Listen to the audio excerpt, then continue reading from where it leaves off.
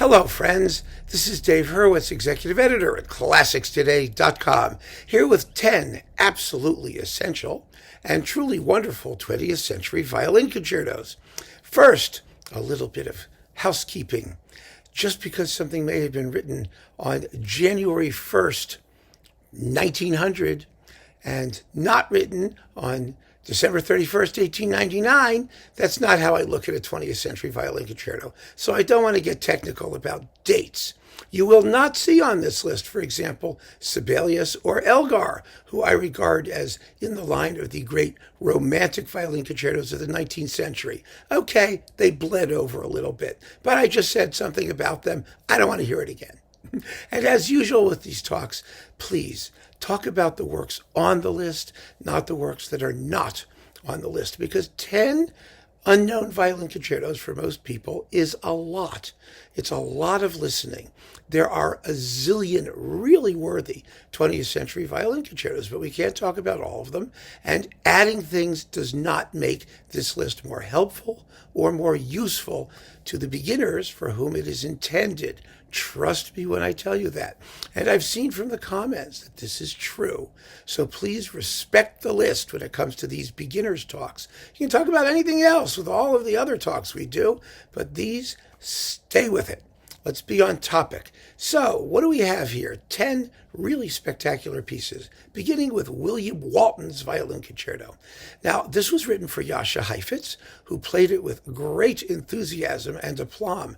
For some reason, it seems to not be as popular as it used to be. I don't see many new recordings of it coming out. It's a beautiful work. It's exciting. It's fiery. It's technically brilliant and melodically full of wonderful ideas and fabulously scored. Definitely a wonderful piece. It deserves to retain its popularity, if indeed it's lost any. I don't really know in the grand scheme of things. I mean, none of us do. But it really is a terrific work. And so the Walton is number one in 20th century violin concertos you really should know about. Number two, Ernest Bloch. This is a violin concerto that very few people know, and it is gorgeous. It is full of melody. It's deliciously, well, it's quasi in Bloch's almost sort of Jewish mode. That is, it has a kind of exotic feel to the cut and thrust of the melodies, and it's a big, gutsy work. It really is. It's only actually gotten much attention in the past decade or two. Before, it was really sidelined for many, many, many years, and it doesn't deserve to be because it's melodically extraordinarily beautiful. It's also long. It's a big piece, a big symphonic piece with recurring themes and very well integrated. So you might want to give that a shot if you like really hard-on-sleeve, passionate melody in a symphonic context. Number three, excuse me, my voice is shot. Number three, the Barber Violin Concerto. Now, this one is extremely popular. It's unbelievably beautiful, especially its first movement and its slow movement. It's famous for having a finale, well, the first two movements being almost entirely sunny and lyrical and very, very beautiful, and then having a finale, which is almost impossible to play. It's very short. It's only like 3 minutes long. But the soloist for whom it was written apparently disliked the first two movements because they weren't pyrotechnically virtuosic enough. But when he saw the finale, he couldn't play it at all. In the meantime, many other people have. And wow, what a beautiful work. Absolutely lovely. And it just sings through the violin. It's marvelous. After Barber, Shostakovich, Violin Concerto No. 1. Now, Shostakovich wrote 2 violin concertos. The second is much less popular than the first. It's a good piece, but the first is just a flaming masterpiece. It effectively has 5 parts. It opens with a brooding, dark nocturne, and then comes a burlesque-like scherzo, then a deeply moving, really profound passacaglia, which is a set of variations over a repeated bass line. It's one of the most beautiful things Shostakovich ever wrote, and certainly one of the greatest works for violin and orchestra in the entire 20th century. And this movement is what really seals the deal. Then there's a solo cadenza for the violin. It's for the violin all by itself that muses on all of the themes of the concerto thus far. And that's like a separate movement. It's like 5 minutes long. And that leads to another burlesque, crazy finale that makes fun of all of the previous tunes. They all come back, but in mocking form. And it's so much fun to listen to. It's just amazing.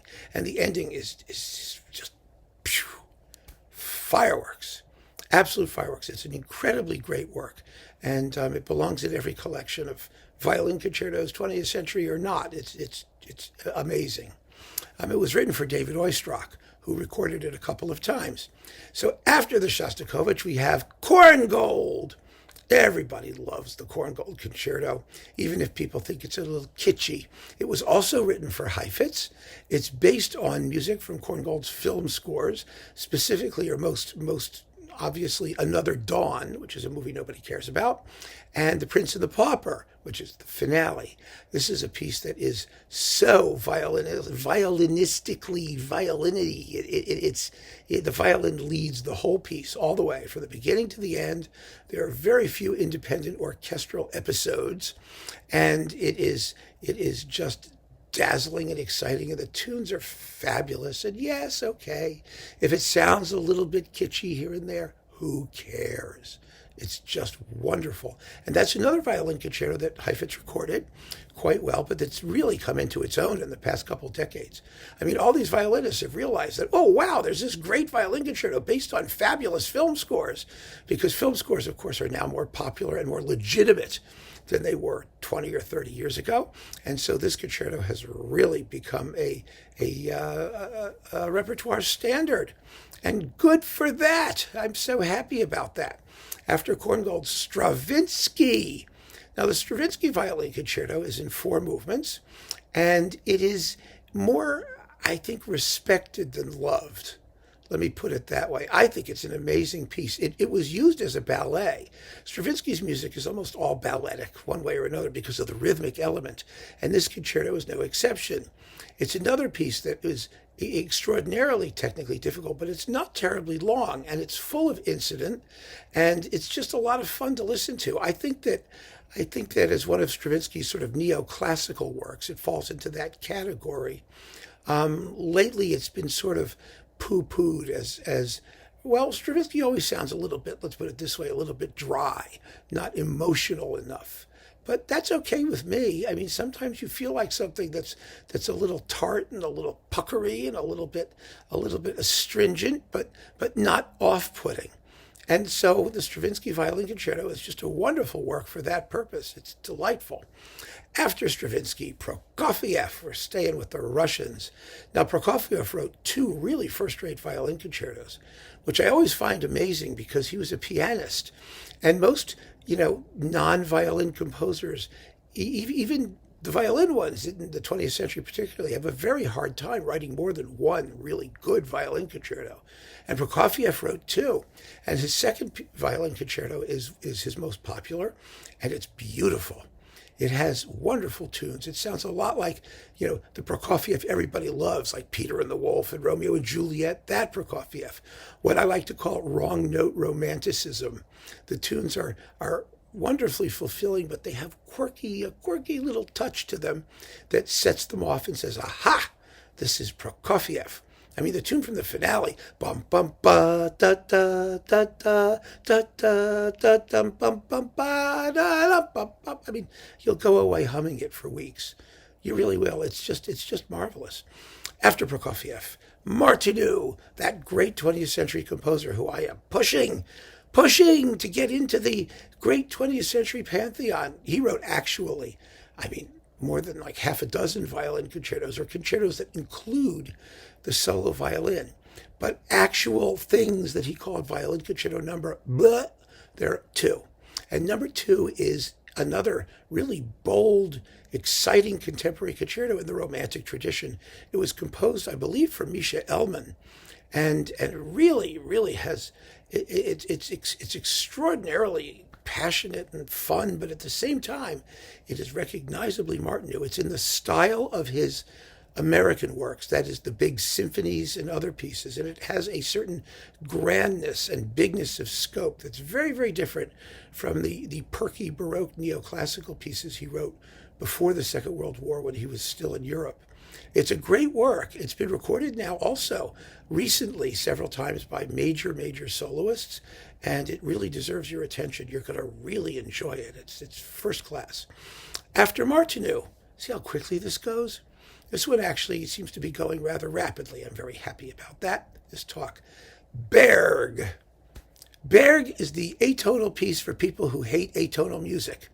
It is one of the most passionate and immediately accessible pieces by the Second Viennese School. Yes, it is technically atonal, but what happens in it is so clear.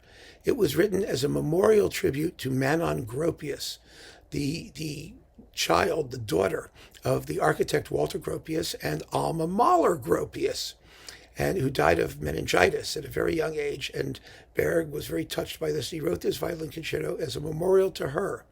And it really encapsulates, it's really a tone poem with violin. It's in two movements. The first movement is very Viennese and has a sort of light character. And the second is the onset of her fatal illness. You can tell right away. I mean, it's tragic, and it begins with, crash, the violin going, wee! It's really, really crazy. And the first half is a struggle, a terrible life and death struggle. And the second half, after the appearance of a gentle Bach chorale, Es ist genug, it is enough, the orchestra, the violin begins a beautiful adagio, a slow movement, which becomes sort of swallowed up by the orchestra, and it ends with the music that it began, softly and very poetically. It's an incredibly compelling, immediately affecting work that people who are afraid of atonal music should not be afraid of. It just gets the job done perfectly. However, last but not least in this zippy little chat of 10 fabulous 20th century violin concertos, Szymanowski #1. Now, Karol Szymanowski was a Polish composer. He was really a really wonderful composer. His compositional output has two major phases. First was a very heavily chromatic, harmonically rich, dense, also exotic, orientalist kind of period. And the second was a more rhythmic, folk influenced by Polish folk music, cleaner, more lean and limber period. And he wrote two violin concertos. The second belongs to the second period, and the first belongs to the first period. And I have the first here just because it's the most voluptuous piece of music you've ever heard in your life.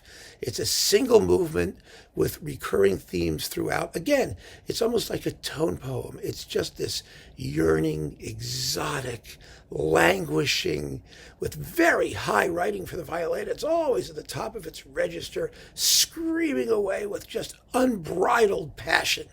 Yeah. It makes you sweat just to think about it. It really does.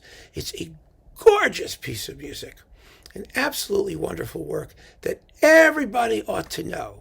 And, one of the things about the advantage, I think, to these lists is that people who are beginning, when I was a beginner, I started with the standard things. Yeah, the Mendelssohn, the Tchaikovsky, the Brahms. Okay, those were my violin concertos, the Beethoven. But oh, how much I would have preferred to hear some of these first, because they're so colorful and they're so exciting and they're so much closer to the kind of music I was used to hearing. Music from films, music from television, orchestral music that was using the full resources of the modern orchestra. And there's no reason why you need to start with, the more famous ones in the classical world, such as it is, when you can just jump right in and find fabulous, more recent stuff that I think, quite frankly, will be even more likely to suit your fancy. So there they are, 10 really great essential 20th century violin concertos. I hope you enjoyed them as much as I do. Keep on listening, friends. Thanks for joining me. Take care.